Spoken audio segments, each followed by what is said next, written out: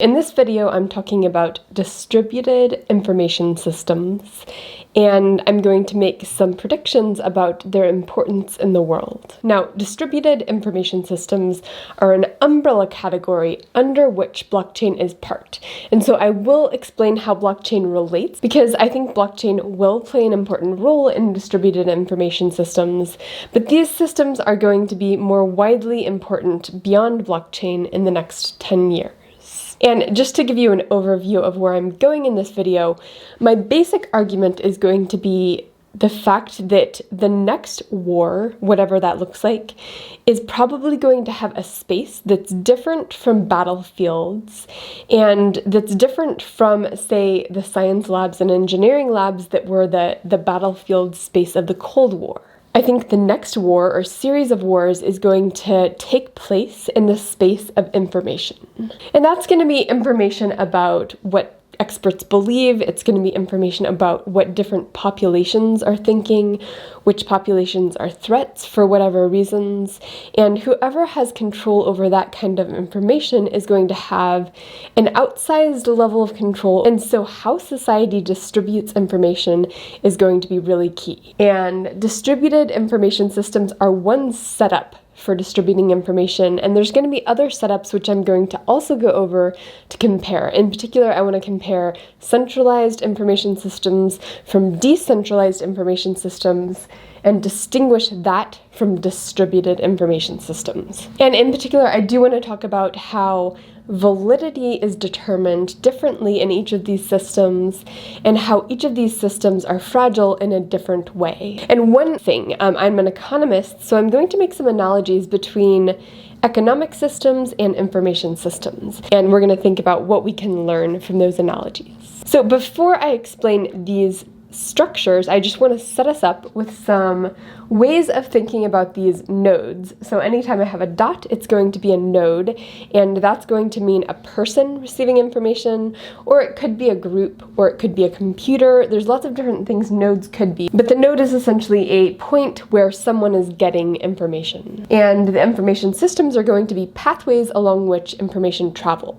Now, it's important to note that you can actually have false information and true information spread equally along an information system. So one thing we need to think about when we're considering the quality of an information system is how does it deal with validity? How does it determine what kinds of information is good and what kinds of information is bad? Because right now we have a fire hose of information coming at us, and it's not possible to actually consume all the information in the world. So if we're going to be sorting through what kinds of information gets to what people, part of the story is going to be how is that information chosen, how is it disseminated, and what's the validity mechanism for choosing it. All right, so now let's look at the centralized information system first. Centralized information systems are pretty simple. It's where every node gets its information from a single central node. And I'm going to make the analogy here between monopoly. So the centralized node has a monopoly on which information gets out there.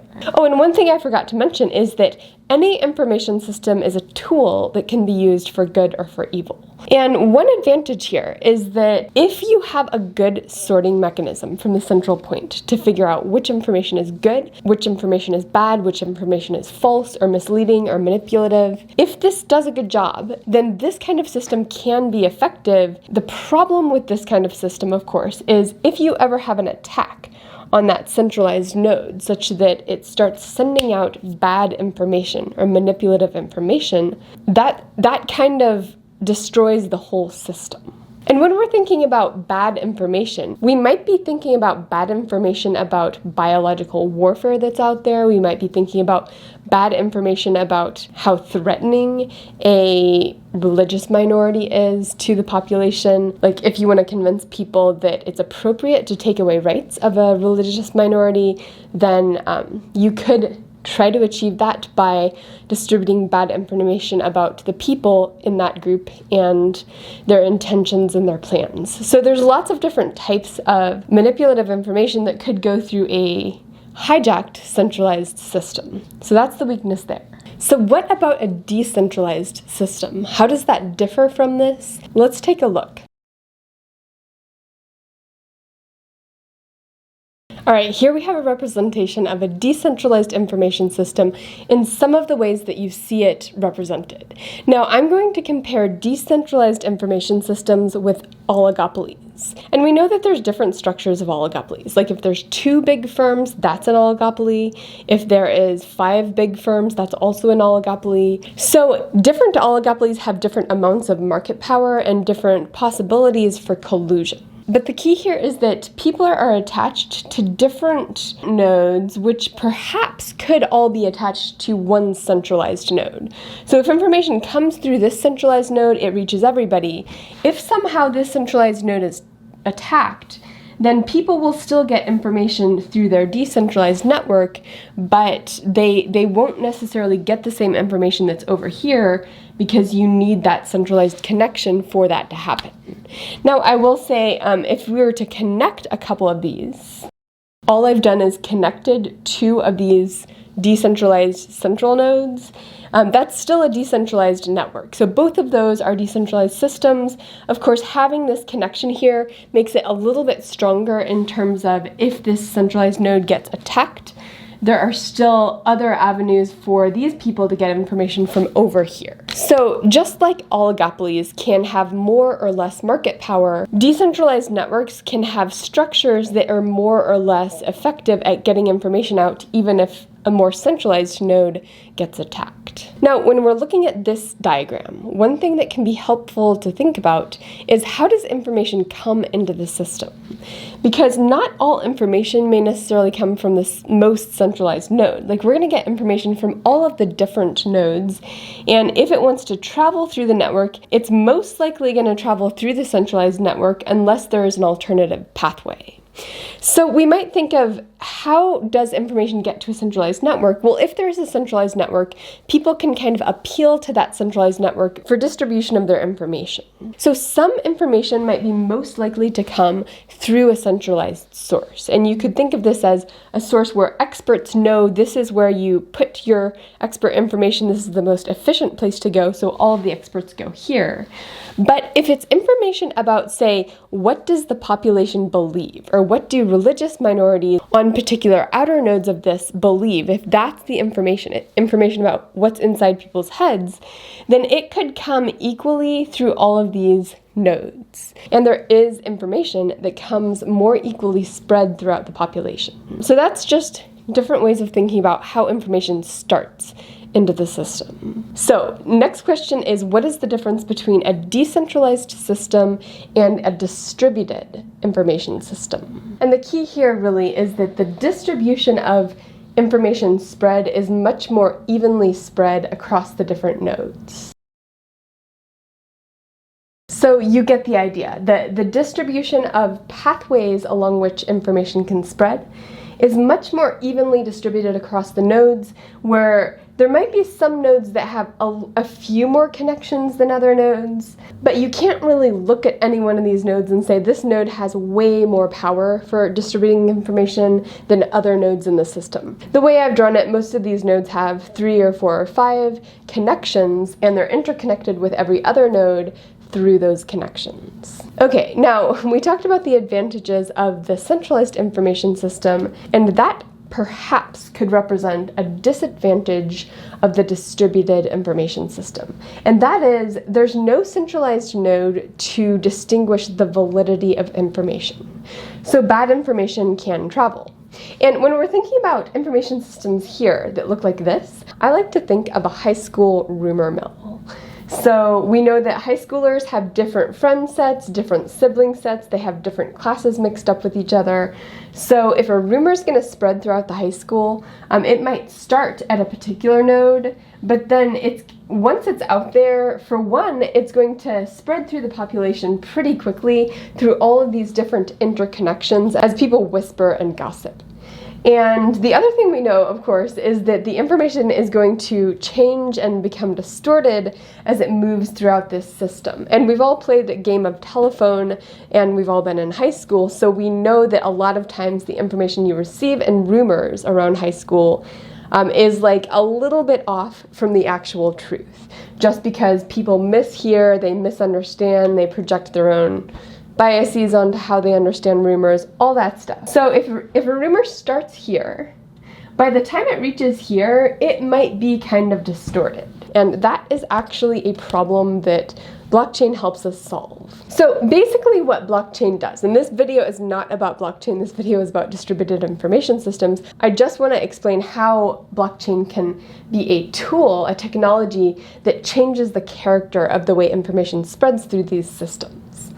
Blockchain is basically a technique such that instead of spreading from one node to another one by one, where it can get distorted between each node, with blockchain, the same piece of information is going to be uploaded onto every node at the exact same time with the exact same format.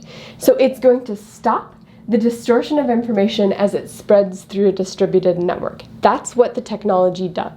Now, that doesn't mean the information is true. You can still have false information that's automatically all of a sudden in all of these nodes, but it does mean at least there's not contradictions. So if you have a mechanism for deciding which pieces of information are going to be automatically uploaded at the same time onto all of these different nodes, then the quality of that mechanism to decide which things get onto the blockchain, which things get into this distributed network, that can serve a similar role as the centralized system over here, except it's much harder for one party to attack it. And that's a very crude overview of blockchains and how they relate to distributed information systems. And of course, when you hear that, you should be thinking, what is the mechanism for determining validity, where validity is whether or not a piece of information actually gets onto this distributed information network. And some types of validity can be mechanized, like with Bitcoin, you're just asking the question, does this person have enough Bitcoin to spend that Bitcoin? And that is something that you can mechanically calculate by looking at every past log of information on the blockchain. So that one's fairly simple. But when you're talking about information that requires critical thinking, that's a trickier problem. Now, the type of information that I think is going to be really important in the future is information about what is inside people's heads. And this is particularly what is inside the heads of experts, what is inside the heads of populations that could be marginalized or for whom we're considering taking away rights, things like that. And those populations, you might think, well, who knows what's inside the heads of those people? It's the actual people at the ends of those nodes. Now, they might have incentives to lie. There's a whole complicated set of questions that go along with that. But that kind of information might actually be a really good source of information to pass through a distributed information system to counteract false characterizations of what people think, what people believe, what people feel. Finally, I just want to say a few more things about the fact that I do believe the next war or warlike thing that happens will happen through information systems. Well, I don't think that that's necessarily something that's super alarming. I mean, we had a war on drugs, and the nature of that war was very different than the nature of other sorts of wars. So the definition of war and the characterization of war is probably going to be quite different in the future and might not even be classified as war according to past definitions. But we've already started to see people utilizing information and misinformation on social media networks. And we really don't have a handle on the mechanisms behind that. And this video, I'm basically setting up the argument that I think the systems along which information passes are going to be essential to understand if we want to use this tool for justice. So understanding these systems is an important task. I hope you're thinking about it. I hope you found this video helpful for thinking about how distributed information systems work and their importance moving forward.